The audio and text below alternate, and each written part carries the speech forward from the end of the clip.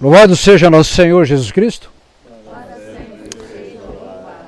Bom, Celso Deretti aqui, nós estamos aqui na nossa novena mensal, aqui na Gruta Nossa Senhora Aparecida, em Antônio Carlos, estado de Santa Catarina.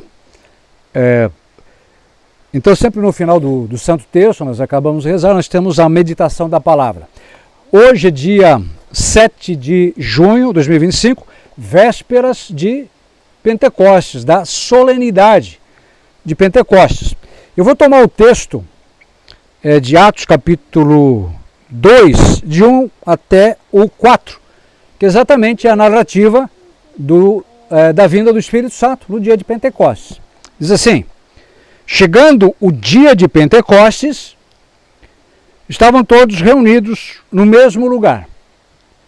De repente, veio do céu um ruído, como se soprasse um vento impetuoso, e encheu toda a casa onde estavam sentados. Apareceu-lhes então uma espécie de línguas de fogo, que se repartiram e pousaram sobre cada um deles.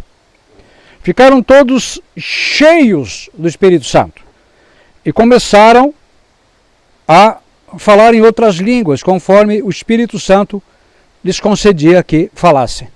Palavra do Senhor. Bom, a primeira coisa que salta aos olhos aqui, ora, se eles ficaram cheios do Espírito Santo, é porque eles estavam vazios, correto? Como é que você vai encher um balde d'água se ele está cheio? Eles têm que estar vazio. Então, a primeira coisa, para nós ficarmos cheios do Espírito Santo, é nos esvaziarmos de tudo aquilo que não deixa o Espírito Santo nos encher. Correto? Porque dois objetos não ocupam o mesmo lugar ao mesmo tempo. Ok? Então, se eu estou aqui, para que outra pessoa ocupe o meu lugar, eu tenho que sair. Então, aqui que entra uma decisão. Até que ponto eu desejo ficar cheio do Espírito Santo? Veja que eles estavam lá no cenáculo já fazia tempo, clamando a vinda do Espírito Santo, desejando o Espírito Santo. Então o primeiro passo é eu buscar. Jesus fala assim na sua palavra: quem procura, acha; quem pede, recebe; quem bate, encontra. Então eu quero ser eu olho para mim mesmo, eu olho para mim mesmo, muitas vezes a pessoa se decepciona consigo mesmo, ou muitas vezes a gente faz coisas erradas, ou a gente falta sabedoria, ou falta força, ou falta alegria, ou falta paz, ou a gente é precipitado, ou a gente só faz trapalhada, ou a gente arruma sarna para se coçar o tempo todo, ou a gente só fala besteira. Então, mas está faltando o quê? O que está faltando? O Espírito Santo. Está faltando o poder do Espírito Santo. Por isso que lá em 2 Coríntios 5,17, diz assim que quem está em Cristo é uma nova criatura. Se você pegar os apóstolos antes do dia de Pentecostes, eles eram pessoas medrosas, covardes, mesquinhas. Veja lá, João, né, Tiago, João, Senhor, olha, nós queremos que um fique à tua direita, à tua esquerda, né? Pedro era um sujeito totalmente precipitado, né? E, quer dizer, Judas nem se fala, né? Então eram homens ainda carnais, eram homens que ainda estavam preocupados unicamente em satisfazer as suas perspectivas humanas. Mas quando o Espírito Santo vem, ele nos transforma, ele não faz um arranjo, ele não faz uma enjambração, né? Uma gambiarra, ele faz o quê? Uma transformação. Um dos símbolos do Espírito Santo é o fogo. Por quê? Tudo que o fogo toca, ele transforma. Não é? Tudo que o fogo toca não fica a mesma coisa. É transformado. Então, eu pergunto, Deus tem um plano para a minha vida. Será que Deus me chamou a este mundo só para fazer dieta e pagar boleto? Não. Deus tem um propósito para a minha vida, um plano maravilhoso de amor, de salvação. Mas veja, isso só é possível pelo poder do Espírito Santo. Então, se o Espírito Santo encheu, ficaram cheios do Espírito Santo, por que eu não posso ficar cheio do Espírito Santo? Eu também posso ser um homem cheio do Espírito Santo, uma mulher cheia do Espírito Santo. E quando o Espírito Santo vem, ele realmente faz uma transformação. E ali diz, a palavra de Deus diz que onde está o Espírito de Deus, aí tem liberdade. Liberdade. E essa liberdade nos torna pessoas felizes. São Paulo na prisão era uma pessoa livre. Tem muita gente que tem uma saúde perfeita, mas é escrava do pecado. Outros são doentes, mas são livres. Tem gente que tem muito dinheiro, que é escravo do dinheiro. É uma pessoa que não tem alegria, não tem paz. Outros não têm tantas posses, são pessoas livres. Mas tem gente que também tem muito dinheiro e é uma pessoa livre. É uma pessoa livre porque ele usa do dinheiro para a maior glória de Deus. E tem pobres que são escravos mesquinhos, invejosos, que também não fazem nada para melhorar de vida, né? Então, mas veja, onde está o Espírito, aí há o quê? Liberdade. E aí, o Espírito Santo, ele não é apenas um adorno, um acessório na nossa vida. Ele é absolutamente necessário. A Bíblia diz, ninguém pode dizer Jesus Cristo é o Senhor, senão pelo poder do Espírito Santo. O Espírito Santo, quando ele vem, ele realiza maravilhas em nossas vidas. Veja, Jesus, ele diz assim, a porta que eu abro, ninguém fecha, e a porta que eu fecho, ninguém abre. Então veja, quando você tem o Espírito Santo, portas se abrem, as montanhas se transformam em planícies, o impossível se torna possível, o irreversível é reversível, certo? E isso a gente vê aqui nos relatos bíblicos, como o poder do Espírito Santo fazia maravilhas na vida daqueles que a ele se abriram, né?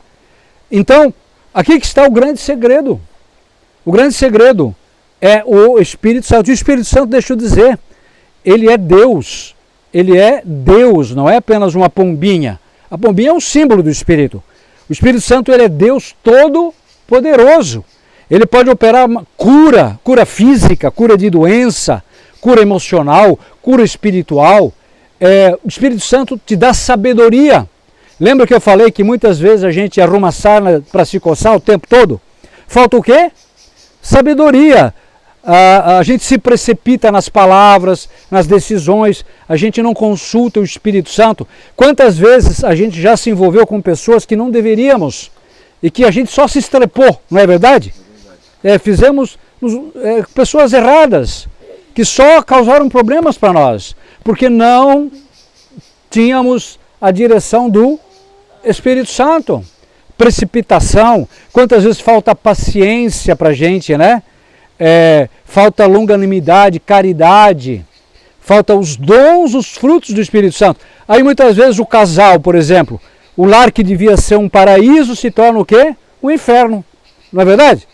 Um lar ali que devia ser um paraíso, uma igreja doméstica, se torna um albergue onde as pessoas se encontram só para trocar acusações e para dormir. A família precisa do Espírito Santo. Um padre precisa do Espírito Santo. Um padre sem o Espírito Santo é um estrago na igreja. É um desastre. Um bispo sem o Espírito Santo é um desastre na igreja. Um pregador sem o Espírito Santo só vai falar besteira. Não tem discernimento. Certo? Só causa problemas. Só causa divisão, tristeza. Então o Espírito Santo, ele é tudo para nós. A Bíblia, o Catecismo diz que o Espírito Santo, ele é o artífice das obras de Deus, né?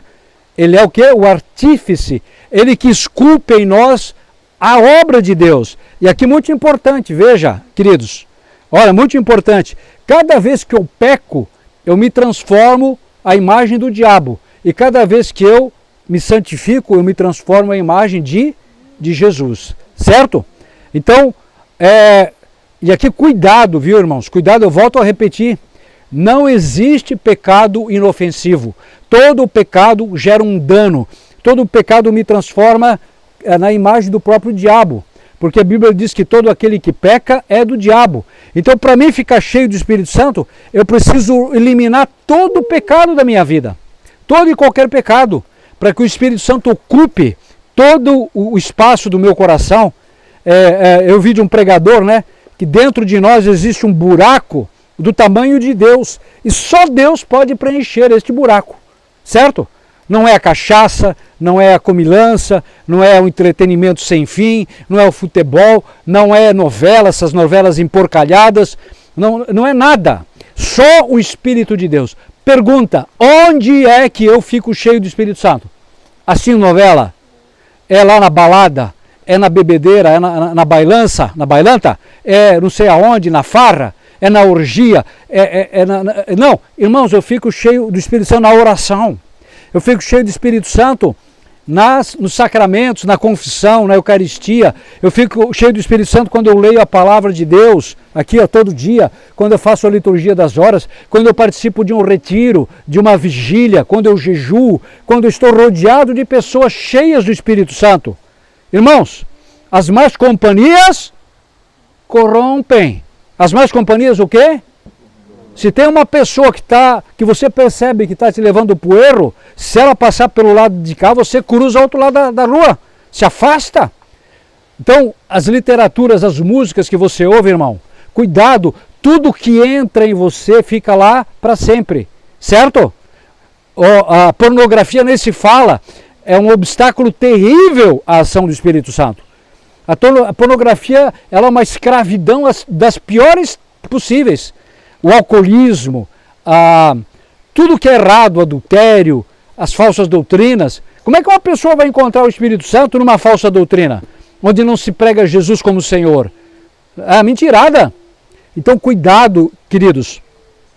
Se certifique de que tudo que você pensa, fala, lê, ouve, assiste, se relaciona, lugares, ali você possa estar cheio do Espírito Santo. Né? Então, é muito triste quando você, por exemplo, faz um churrasco em família, né? Aí é piada suja, é piada de mulher, é piada de padre, só se fala em dinheiro, só se fala em patrimônio, só se fala de tudo aquilo que é mundano, mas não... Então, daí vai rezar, né? Vamos rezar para fazer a oração antes da mesa, né? Aí, todo mundo, se você rezar um Pai Nosso, uma Ave Maria, uma Glória, já todo mundo... sobe nas tamancas, está rezando muito, mas falar 10, 15 piadas sujas, né? Isso não tem problema. Ficar 2, 3 horas ali falando besteira é a coisa mais fácil do mundo, né?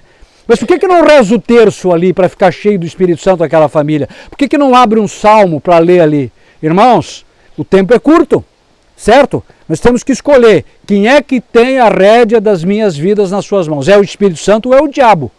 Certo? Não existe, é meio termo. Então eu tenho que escolher. E o mais lindo de tudo é que o Espírito Santo nos convence, certo? Nos convence, claro, do pecado, nos mostra o pecado, a gravidade, as consequências, mas nos revela acima de tudo o quê? O amor de Deus. Como diz lá, o amor de Deus foi derramado em nossos corações pelo Espírito Santo que nos foi dado. Nos revela a misericórdia de Deus. E a misericórdia de Deus nos diz, conforme ensina a Igreja Católica, que não existe pecado, por maior que seja, que a Igreja não possa dar o perdão. Correto?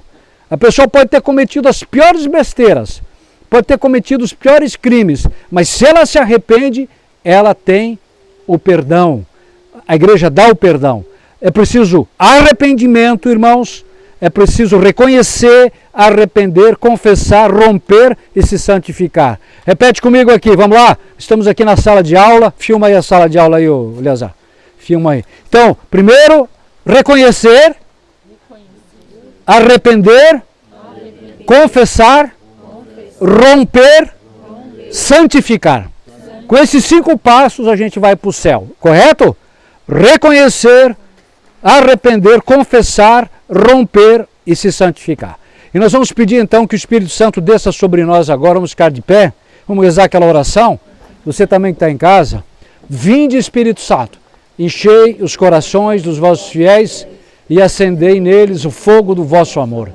Enviai, Senhor, o vosso Espírito, e tudo será criado, e renovareis a face da terra. Oremos. Ó Deus, que instruísse os corações dos vossos fiéis com a luz do Espírito Santo, fazei que apreciemos retamente todas as coisas e gozemos sempre da sua consolação, por Cristo Senhor nosso. Amém. Enviai, Senhor, o vosso Espírito, tudo será criado e renovareis a face da terra. O Senhor vai criar uma realidade nova na tua vida a partir de hoje. Você crê nisso? Uma realidade nova na tua família, no teu negócio, na tua saúde, no teu relacionamento, na tua plantação, na tua mente. Você crê nisso? Uma realidade nova. Uma realidade nova. Realidade é algo que você pode perceber, tocar, saborear. O Senhor está criando uma realidade nova em você a partir de agora. Amém. Ó Maria concebida sem pecado. Em nome do Pai, do Filho e do Espírito Santo. Amém.